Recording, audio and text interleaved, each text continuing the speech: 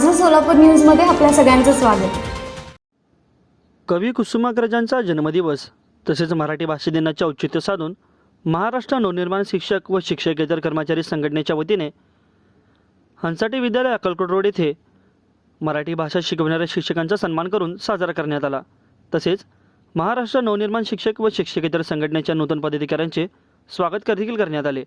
यावेळी महाराष्ट्र नवनिर्माण सेनेचे जिल्हाध्यक्ष विनायक महेंद्रकर, लोकसभा अध्यक्ष प्रशांत इंगळे, महाराष्ट्र नवनिर्माण विद्यार्थी सेनेचे राज्य उपाध्यक्ष अमर कुलकर्णी, रोजगार जिल्हा संघटक गोविंद बनपट्टे, शिक्षक सेनेचे प्रदेश सरचिटणीस जयवंत हाके, शिक्षक सेनेचे राज्य उपाध्यक्ष संतोष कुमार घोडके, राज्य सचिव विश्वास गजबर, मनोज साळुंके, पुणे विभाग अध्यक्ष सोलापूर जिल्हा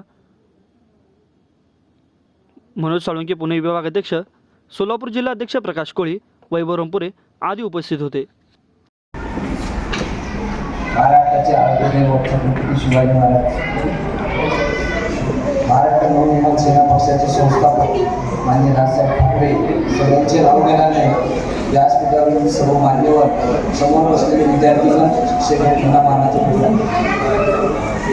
विद्यार्थी वेळ फार जास्त झाले, तुमची शाळा सुटली तरी पण मी तुम्हाला आज असा एक अनमोल सल्ला देऊन जातो, एक अनमोल सल्ला देतो की ज्या गोष्टीची मराठी दिनाच्या तुम्हाला लाख लाख शुभेच्छा देतो, ज्याच्यासाठी तुम्ही आज आलो. विद्यार्थी मित्रांनो, ज्या गोष्टीत आपल्याला आवड असते त्यासाठी आपण वेळ काढतो. आज तुम्ही सगळे इथं शिक्षण घेण्यासाठी आलो तर त्या शिक्षणातलं एक तुम्हाला मी कानमंत्र देतो, ज्याची आपल्याला आवड असते ना त्याची आपण तयारी करतो. कुठल्याही गोष्टी जशी समजा आता आपल्याला खेळायला आवडते तर समजा आपण त्याच्यापेक्षा कसं काय चांगलं खेळू शकतो, काय आहे त्याचं काय वेग पडतं, आपण किती पळायला पाहिजे, किती समजा एखाद्या कार्यक्रमाला जायचं असलं तर आपण आदल्या दिवशी ठरवतो बाबा की उद्या कुठला ड्रेस घालायला पाहिजे, किंवा सहलीला जायचं असलं तर आपण त्याची पॅकिंग करतो. कुठेही आपण गावाला जायचं म्हटलं तर तसं मी तुम्हाला सांगतो की आपल्याला वर्गात जे काही शिक्षक शिकवतात किंवा उद्या शिकवणार आहेत, समजा एखादा धडा संपलाय, दुसऱ्या दिवशी जो धडा शिकवणार आहे तर आपल्याविषयी त्याचे पाठ्यपुस्तक असते ते आपण काय करायचं, एकदा फक्त वाचून काढायचं. म्हणजे उद्या जे शिकवणार आहेत सर, तर म्हणजे सरांच्या अगोदर आपल्याला ते थोडंफार हे होऊन गेलेलं पाहिजे की डोळ्याखालनं गेलेलं पाहिजे. हे जर आपण जर आत्मसात केलो तर ती फार मोठी यशाची गुरुकिल्ली आहे. जर सर सांगताना ते आपल्याला सेकंड टाइमला कळत असतं, त्याच्यामुळं आपल्याला ते पटकन आत्मसात करून घेता येते. तर मी विद्यार्थी मित्रांना सांगतो की तुम्ही हे जर आत्मसात केलं तर तुम्ही महाराष्ट्राचं पुढचं भविष्य आहे. आज मराठी दिनाच्या निमित्ताने तुम्हाला सांगतो की महाराष्ट्राने फार मोठे महापुरुष या भारताला दिलेले आहेत. आपली फार मोठी संस्कृती आहे आणि पुढं महाराष्ट्राचं भविष्य देणारे तुम्ही सगळेजण आहेत.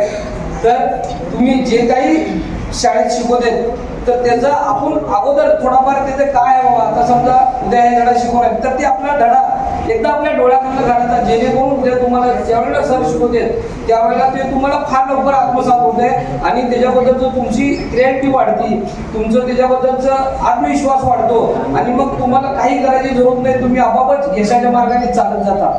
धन्यवाद. मराठी दिनाच्या परत एकदा लाख लाख शुभेच्छा देतो.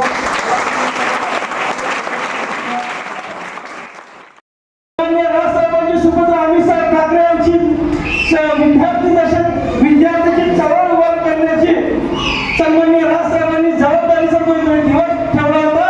त्या साहेबांनी तो मराठी राजभाषेचा 27 फेब्रुवारी ठरला होता. परंतु नेत्यांचं असतं सगळं ठरवून असतं, परंतु सर तुमचं कर्म साहेबांनी एवढं तुम्हाला व्यवस्थित दिलं आहे की तुम्हाला ठरवण्याची गरज नाही आहे. काय तुम्ही मुंबईमधून शिक्षण जाऊन सोलापूरला जाऊन ठेवलं, आज सकाळी आज तुमच्या हातून एक सत्कर्म झालेला आहे आणि मला पूर्ण विश्वास आहे की तुम्ही आज इथून मराठीसाठी आपली संघटना जर झटणारच आहे, मराठी राजभाषा मराठीला दर्जा मिळाला पाहिजे यासाठी तर आपला पक्ष आहेच, पण आपण सुद्धा मराठीचा प्रसार आपण करणार यात काही शंका नाही. म्हणून हा झाला आपल्या संस्कृतीचा, आपल्या भाषेचा. परंतु मी माझ्या घरी जर जबाबदारी आमच्या शिलेदारावर जर कुठली असेल तर ती शिक्षकांच्या समस्येचं ज्ञान असताना आता मला सरांनी सांगितलं की आम्ही त्यांना सर विचारलं की बाबा बाकीच्या काही तांत्रिक गोष्टी त्यांनी म्हणले सर तांत्रिक ज्ञान असू द्या मराठी भाषेचं किंवा शिक्षकांच्या तांत्रिक गोष्टी असू द्या, आमच्या अक्केसरच्यातून पुरून ते पाणी पिलेलं आहे. त्यांच्यापाशी 20 ते 25 वर्षाचा अनुभव आहे. त्यांनी महाराष्ट्रामध्ये फिरलेला आहे, त्यांचा जनसंपर्क चांगला आहे. त्यामुळे मला पूर्ण विश्वास आहे येणाऱ्या काळामध्ये महाराष्ट्र नवनिर्माण शिक्षक शिक्षिका सेना ही महाराष्ट्रातील सर्व शिक्षकासाठी, सर्व मराठी जे जाण असणाऱ्या, मराठीसाठी झटणाऱ्या आणि जे जे वंचित आहे या सर्वांसाठी कार्य करत राहणार आणि आमच्या या सर्व टीमच्या माध्यमातून एक चांगलं काम करणार आहे. आई सरस्वती त्यांच्या मुखात आहेत, त्यांच्या माध्यमातून आज बसलेल्या विद्यार्थ्यांच्या ज्ञानामध्ये त्यांना आई प्रसन्न हो, एवढीच या अनुषंगाने मी आई सरस्वती 10 रुपये घेऊन पावभाजी खाण्यामध्ये मजा आहे का? तीच आपण जर शाळेमध्ये एखाद्या फेस्टिवल ठेवलं, तिथे जर आपण 10 रुपयाची वस्तू स्वतःहून विकली आणि विकल्यानंतर त्याच्यातून जे 10 रुपये मिळतात त्यातून 5 रुपये खर्च करत असताना जो मनस्वी आपल्याला आनंद होतो तो स्वतःच्या कष्टातून निर्माण केलेला पैसा. बाजारामध्ये अनेक भाजीवाले घेऊन बसतात, एका लाईनने सगळ्याच भाज्या असतात, तर सगळ्याची भाजी एका वेळेला विकली जाते का? सगळ्याची भाजी त्या दरामध्ये विकली जाते का? विकली जाते का? नाही. प्रत्येकाकडे कौशल्य वेगळं आहे, तसं प्रत्येकाकडे बुद्धिमत्ता वेगळी आहे. याचा अर्थ असं नव्हे 90% मार्क घेतलेला पहिलीपासून तर 9वी पर्यंत 90% मार्क घेतलेला विद्यार्थी कदाचित 10वीला नापास सुद्धा होऊ शकेल. होऊ शकतो का नाही? का? त्याच्या पाठीमागचं कारण काय? ज्याला अहंभाव म्हणतो, काय म्हणायचं, कॉन्फिडन्स म्हणतो, आत्मविश्वासाने अति आत्मविश्वास. माझा हात सोडून सायकल चालवता येते, गाडी चालवता येते का? चालवता येते का? हात सोडून सायकल चालवणारा माणूस सुद्धा पडतो का नाही?